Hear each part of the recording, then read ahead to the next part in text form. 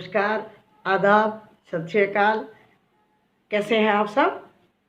आशा करती हूँ मालिक की कृपा से आप स्वस्थ होंगे, कुशल मंगल होंगे और परिवार में भी सुख शांति ज़रूर होगी। तो साथियों, आज फिर बात करते हैं अपने परवरदिगार, अपने मालिक, अपने रक्षक श्री साईं बाबा की। भक्तों, जीवन में बहुत चमत्कार होते हैं, बहुत इनकी कृपा होती है, बहुत इनका आशीर्वाद होता है और उन्हीं को हम साईं भक्त चमत्कार कहते हैं। चमत्कार होता ही क्या है? कृपा, जिससे हम खुश हो जाते हैं। तो एक बार की बात है कि मैं शिरडी में गई हुई थी और गुरु स्थान पर बैठी थी।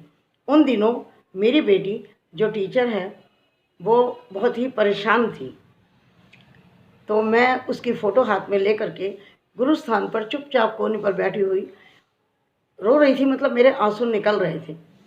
तो सामने पंडित जी थे गुरु स्थान पर, तो उन्होंने मुझको इशारे से बुलाया, तो मैं गई।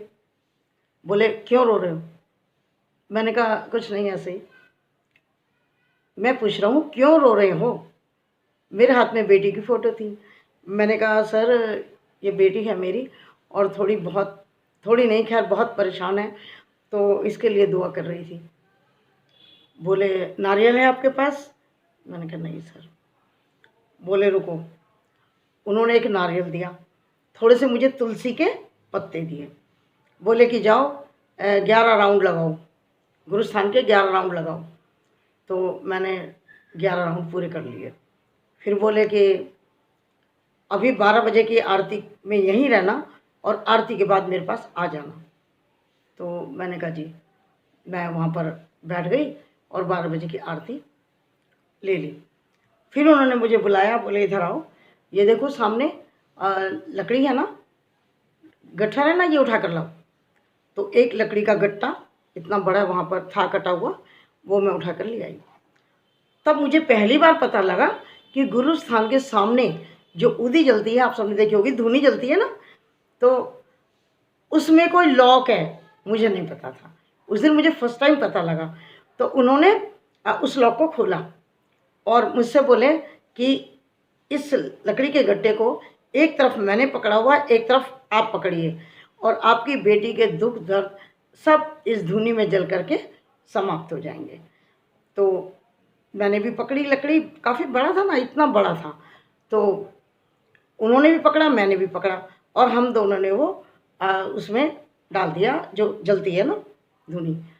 तो मेरे मन में ख्याल आया डालते समय कि हाय बाबा, मैं तो एक बच्ची का नाम से कर रही हूँ और मेरे तो 2 बेटे भी हैं, मेरे तो 3 बच्चे हैं, तो मैं एक के नाम से लकड़ी डाल रही हूँ। मेरे मन में आ गया।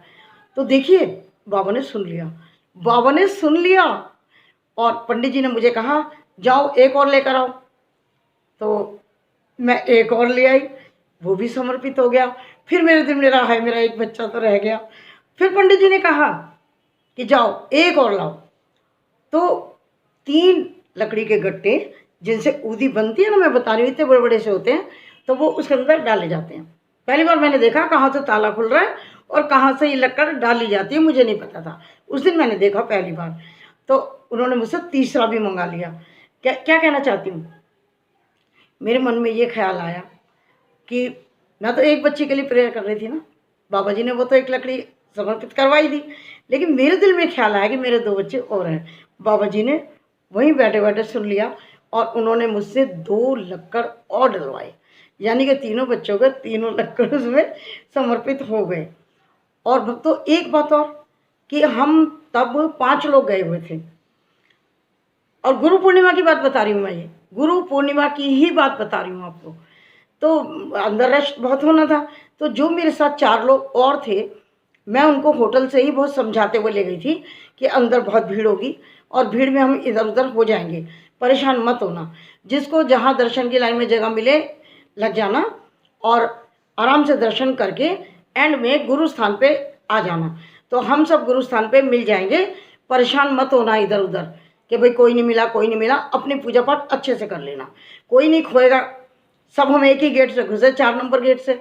तो अंदर ऐसा ही हुआ कि बाबा ने मुझे अकेला कर दिया ही कहूँगी ना मैं तो, क्योंकि मैं जानबूझकर अलग नहीं हुई थी, है ना।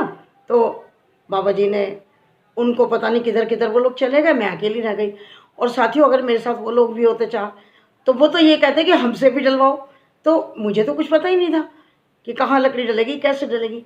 तो ये जीवन के चमत्कार हैं कि बाबा जी ने मेरे तीनों बच्चों के नाम से वहाँ पर लकड़ी समर्पित करा ली। बहुत धन्यवाद बाबा जी आपका, ऐसी कृपा सब पर करते रहना। ठीक है, फिर मिलते हैं अगली बार किसी दूसरे अनुभव के साथ, बाबा जी के साथ। ठीक है, जय साईं राम।